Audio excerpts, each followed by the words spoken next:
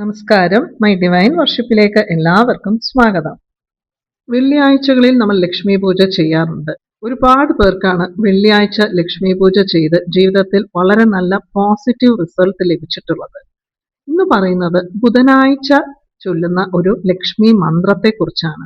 ഈ ഒരു മന്ത്രത്തെക്കുറിച്ച് ഓൾറെഡി പറഞ്ഞിട്ടുണ്ട്. പക്ഷേ അതിൽ നിന്നും ചെറിയൊരു വ്യത്യാസത്തോടു കൂടിയാണ് ഇപ്രാവശ്യം പറയുന്നത്. ചെറിയൊരു വ്യത്യാസം എന്ന് പറയുമ്പോൾ ഞാൻ തന്നെ ചൊല്ലി എനിക്ക് വളരെ നല്ല ഫലം ലഭിച്ചത് കൊണ്ടാണ് ഞാൻ ഇപ്പോൾ ചൊല്ലുന്ന രീതി നിങ്ങളുമായി ഷെയർ ചെയ്യാമെന്ന് കരുതിയത്. ഭാഗ്യസിദ്ധി മന്ത്രത്തെക്കുറിച്ചാണ് പറയുന്നത്. ബുധനാഴ്ചകളിൽ നമ്മൾ മഹാലക്ഷ്മിയുടെ അനുഗ്രഹത്തിന് വേണ്ടി ചൊല്ലുന്ന ഭാഗ്യസിദ്ധി മന്ത്രത്തെക്കുറിച്ചാണ് പറയുന്നത്. 3 വർഷം മുൻപാണ് ആ ഒരു വീഡിയോ ഇട്ടത്. അത് ഞാൻ പറഞ്ഞിട്ടുണ്ടായിരുന്നു. ഓം ശ്രീം അഖണ്ഡ സൗഭാഗ്യ ധാന്യ സമൃദ്ധിം ദേഹി ദേഹി നമഃ എന്നാണ് ചൊല്ലേണ്ടത്. ഒരുപാട് പേർ ധനസമൃദ്ധിം ദേഹി ദേഹി നമഃ എന്നും ചൊല്ലാറുണ്ടായിരുന്നു. അപ്പോൾ ഈ 2 രീതികളിലാണ് കൂടുതലായും എല്ലാവരും തന്നെ ചൊല്ലുന്നത്. നമുക്ക് യൂട്യൂബിൽ സെർച്ച് ചെയ്താൽ കിട്ടുന്നതും ഇത് രണ്ടും തന്നെയാണ്. ഇപ്പോൾ ഞാൻ ചൊല്ലുന്ന മന്ത്രം എന്താണെന്ന് പറയുന്നതിന് മുൻപ് ഈ ഒരു നാമം ഈ രീതിയിൽ ചൊല്ലാൻ തുടങ്ങിയതിന് ശേഷം വളരെ നല്ല അനുഭവങ്ങളാണ് ഉണ്ടായിട്ടുള്ളത്. ഇപ്പോൾ മഹാലക്ഷ്മി പൂജ ചെയ്യുന്നവർക്കറിയാം, നമുക്ക് ദേവിയെ അലങ്കരിക്കാൻ വളരെയധികം ഇഷ്ടമാണ്. അങ്ങനെ ദേവിയെ അലങ്കരിക്കാനുള്ള പല വസ്തുക്കളും വാങ്ങാനുള്ള ഒരു ഭാഗ്യം തന്നെ ഉണ്ടായിട്ടുണ്ട്. അപ്പോൾ ഞാൻ ആദ്യം ഇവിടെ കാണിച്ചത് ഒരു കുടവും അതുപോലെ തന്നെ കുടത്തിന് മുകളിലായിട്ട് മാവിലയും തേങ്ങയും കൂടി ആയിട്ടുള്ള ഒന്നാണ്. ഇത് ഞാൻ വാങ്ങിയതാണ്. മഹാലക്ഷ്മിയുടെ പുറകിൽ പൂർണ്ണ കുംഭം വെക്കുന്നത്. ഞാൻ ആ കുടത്തിൽ പച്ചരിയാണ് ഇട്ട് വെച്ചിട്ടുള്ളത്. പച്ചരിയിൽ കുറച്ച് മഞ്ഞൾ ചേർത്തും നമുക്കത് ഇടാവുന്നതാണ്. മഹാലക്ഷ്മിയുടെ പുറകിൽ പൂർണ്ണ കുംഭം വെക്കുന്നത് എന്തിനാണെന്ന് പറഞ്ഞാൽ നമ്മുടെ സമ്പാദ്യമെല്ലാം തന്നെ അനാവശ്യമായി ചിലവാകാതെ അത് സേഫ് ആയിട്ട് ഇരിക്കും എന്നുള്ള ഒരു വിശ്വാസമാണ്.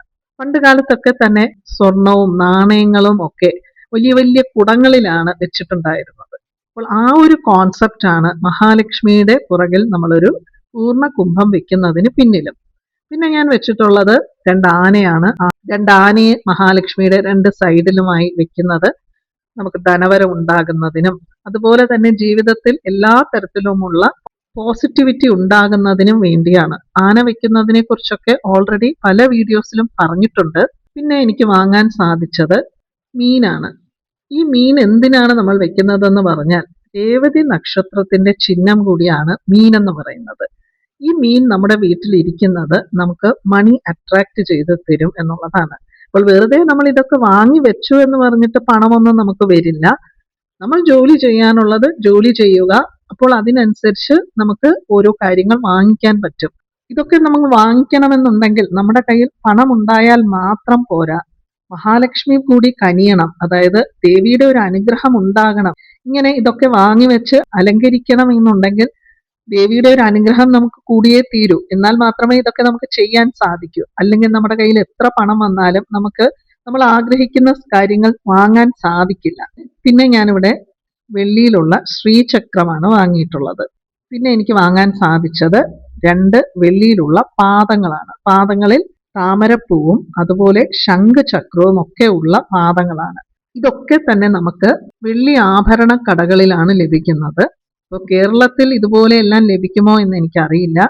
ഇപ്പോൾ നിങ്ങൾ കർണാടകയിലൊക്കെ ആണെങ്കിൽ ബാംഗ്ലൂരിലൊക്കെ ഇഷ്ടം പോലെ ജുവലറി ഷോപ്പിൽ എല്ലാം തന്നെ കിട്ടും. പാദം കിട്ടും, അതുപോലെ താമരപ്പൂക്കൾ, ശ്രീചക്രം, ഇതൊക്കെ തന്നെ കിട്ടും. മീൻ മാത്രം ഇവിടെ ഈ 2 മീനുകൾ ഒന്നിച്ചുള്ളത് ഏതെങ്കിലും വെള്ളിക്കടയിൽ നമ്മൾ ഈ ഒരു പിക്ചർ കാണിച്ചാൽ അവർ അതുപോലെ ഉണ്ടാക്കി തരും. റെഡിമെയ്ഡ് ആയിട്ട് മീനുകൾ സെപ്പറേറ്റ് ആയിട്ടുള്ളത് മാത്രമേ ഞാനിവിടെ വെള്ളിക്കടകളിൽ കണ്ടിട്ടുള്ളൂ.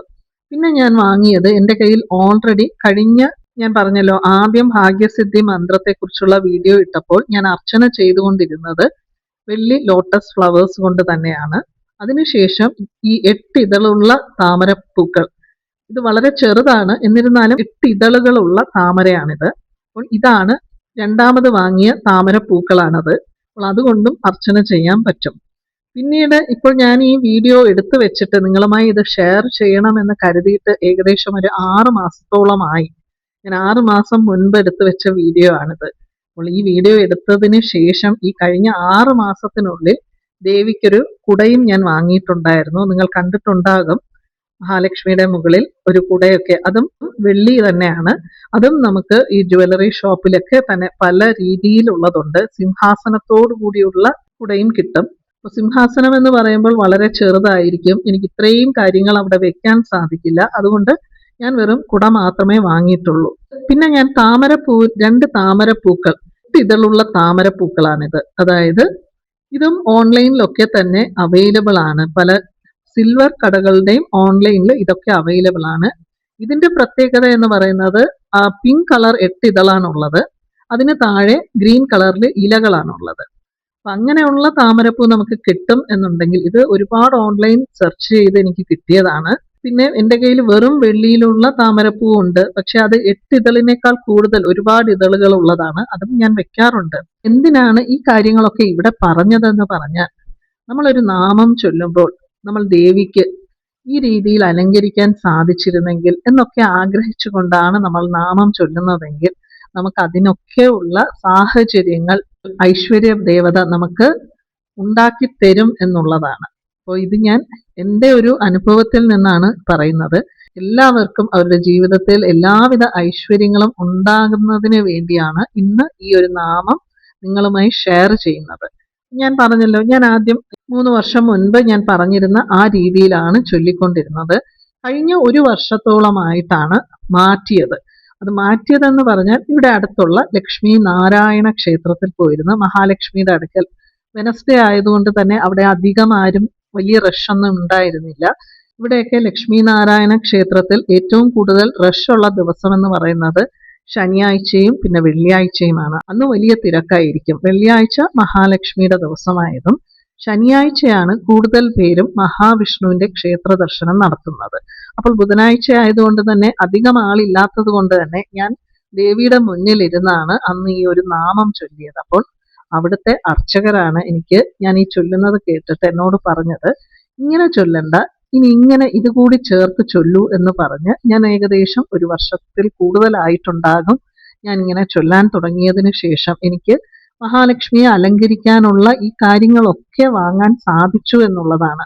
ഇതൊക്കെ വാങ്ങി അലങ്കരിക്കാൻ ആഗ്രഹം പണ്ടേ ഉണ്ടായിരുന്നതാണ്. പക്ഷെ എല്ലാത്തിനും ഒരു സമയം എന്ന് പറയുമല്ലോ, അതുപോലെ എനിക്ക് തോന്നുന്നു ഈ ഒരു നാമത്തിന്റെ ഒരു പവർ കൂടി അതിലുണ്ട് എന്നാണ്. അപ്പൊ എന്താണ് നാമം എന്ന് പറഞ്ഞാൽ, ഓം ശ്രീം അഖണ്ഡ സൗഭാഗ്യ ധന ധാന്യ സമൃദ്ധിം ദേഹി ദേഹി നമഃ. സാധാരണയായി എല്ലായിടത്തും നമ്മൾ എവിടെ സെർച്ച് ചെയ്താലും നമുക്ക് ഈ ഒരു നാമം സാധാരണയായി കാണുന്നത് ഒന്നുകിൽ ധനസമൃദ്ധിമെന്നോ അല്ലെങ്കിൽ ധാന്യസമൃദ്ധിമെന്നോ, ചിലയിടങ്ങളിൽ ദാനസമൃദ്ധിമെന്നും കണ്ടിട്ടുണ്ട്.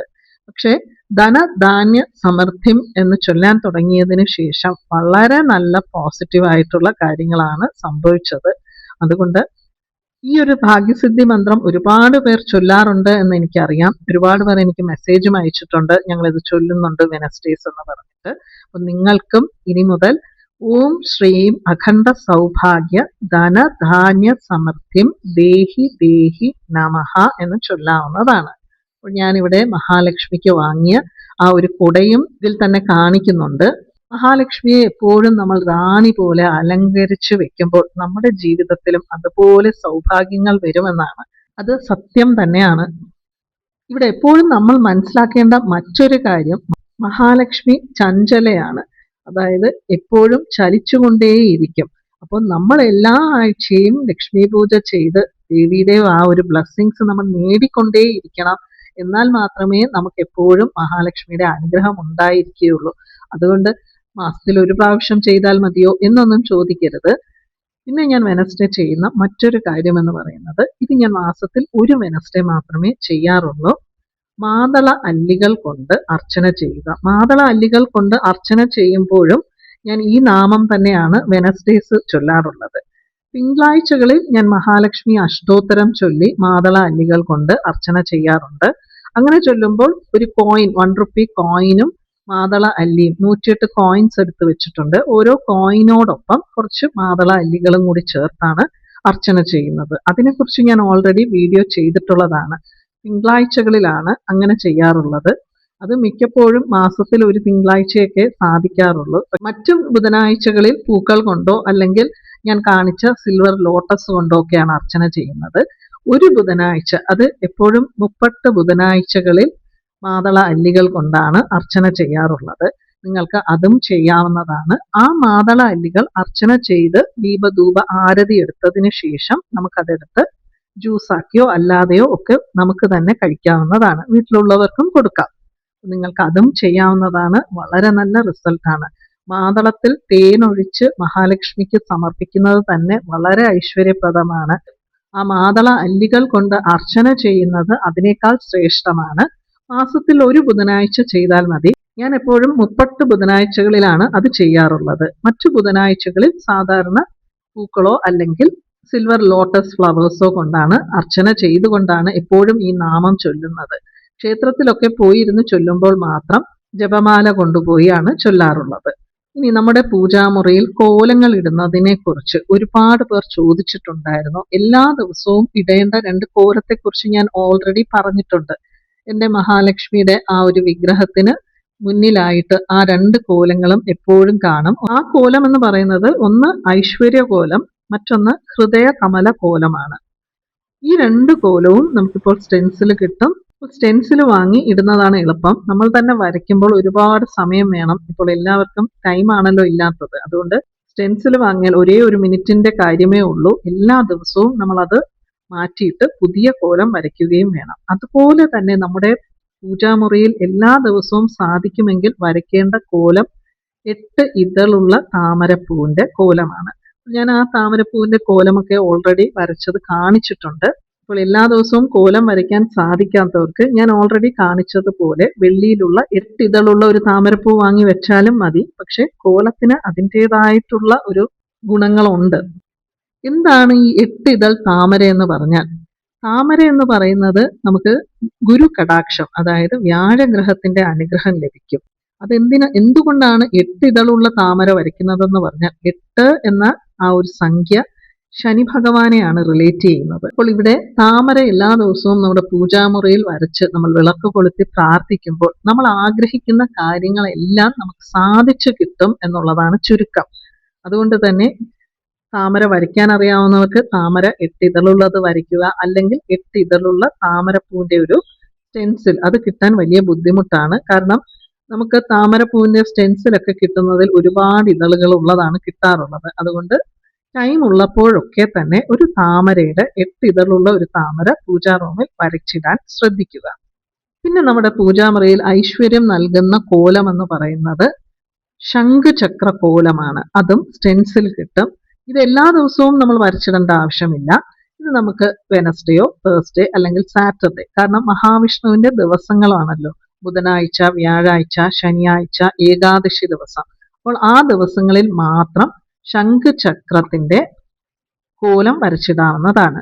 ഞാൻ ഓൾറെഡി ഒരു വീഡിയോയിൽ പറഞ്ഞിട്ടുണ്ട്, ശംഖുചക്ര നാമത്തിന്റെ സ്റ്റിക്കറൊക്കെ നമ്മുടെ പൂജാമുറിയിൽ ഒട്ടിച്ചു വെക്കുന്നത് വളരെ നല്ലതാണ് എന്ന്. എന്തിനാണ് ഈ ശംഖുചക്ര നാമത്തിന്റെ സ്റ്റിക്കർ നമ്മുടെ പൂജാമുറിയിൽ വെക്കുന്നതെന്ന് പറഞ്ഞാൽ ഈശ്വരന്റെ ആ ഒരു അനുഗ്രഹം നമുക്ക് ലഭിക്കുന്നതിന് വേണ്ടി, അതായത് ഈശ്വരന്റെ അനുഗ്രഹത്തെ അട്രാക്ട് ചെയ്യുന്നതാണ് ശംഖുചക്ര നാമം എന്ന് പറയുന്നത്. അതിനു വേണ്ടിയാണ് നമ്മൾ ശംഖുചക്ര നാമം പൂജാമുറിയിൽ സ്റ്റിക്കറായിട്ടോ അല്ലെങ്കിൽ വെള്ളിയിലോ ബ്രാസിലോ ഒക്കെ തന്നെ വെക്കാവുന്നതാണ്. അതൊന്നും സാധിക്കില്ല എന്നുണ്ടെങ്കിൽ ശംഖുചക്രത്തിന്റെ സ്റ്റെൻസിൽ വാങ്ങി കോലം വരച്ചാലും അതേ ഫലം തന്നെ ലഭിക്കും. പിന്നെ നമുക്ക് പൂജാമുറിയിൽ വരയ്ക്കാൻ പറ്റുന്ന കോലം കലശത്തിന്റെ കോലമാണ്. ഇപ്പോൾ ഓൾറെഡി കലശം വെച്ചിരിക്കുന്നത് ഞാൻ കാണിച്ചു. അപ്പോൾ അങ്ങനെ വാങ്ങി വെക്കാൻ പറ്റാത്തവർക്ക് ഒരു കുംഭത്തിന്റെ കോലം വരയ്ക്കാവുന്നതാണ്. സ്റ്റെൻസിലൊക്കെ തന്നെ കിട്ടും. ഇപ്പോൾ കുംഭം എന്ന് പറയുന്നത് കലശം, അതായത് ഒരു കുടത്തിന് മുകളിൽ തേങ്ങയൊക്കെ ആയിട്ടുള്ള സ്റ്റെൻസിൽ വാങ്ങാൻ കിട്ടും. അത് വരയ്ക്കാവുന്നതാണ്. എല്ലാ ദിവസവും നമ്മുടെ പൂജാമുറിയിൽ നമ്മൾ വരയ്ക്കേണ്ട കോലം എന്ന് പറയുന്നത് ഐശ്വര്യ കോലവും ഹൃദയ കമല കോലവുമാണ്. മഹാലക്ഷ്മിയുടെ ഫോട്ടോ ഉണ്ടെങ്കിൽ അതിന് മുന്നിലായിട്ട് തന്നെ വരയ്ക്കാവുന്നതാണ്. പിന്നെ 8 ഇതളുള്ള താമര, അത് വരയ്ക്കാൻ സാധിക്കുന്ന ദിവസങ്ങളിലൊക്കെ തന്നെ വരച്ചിടുക. മറ്റൊന്ന് സ്വസ്തിക്ക്, അതും നമുക്ക് സമയമുള്ളതിനനുസരിച്ച് വരയ്ക്കാവുന്നതാണ്. ഇതൊക്കെ തന്നെ ഇപ്പോൾ സ്റ്റെൻസിൽ കിട്ടും. സ്റ്റെൻസിൽ കൊണ്ട് വരച്ചിടാവുന്നതാണ്. ഇത് പൂജാമുറിയിൽ മാത്രമാണ് നമ്മൾ ഇത് വരയ്ക്കുന്നത്.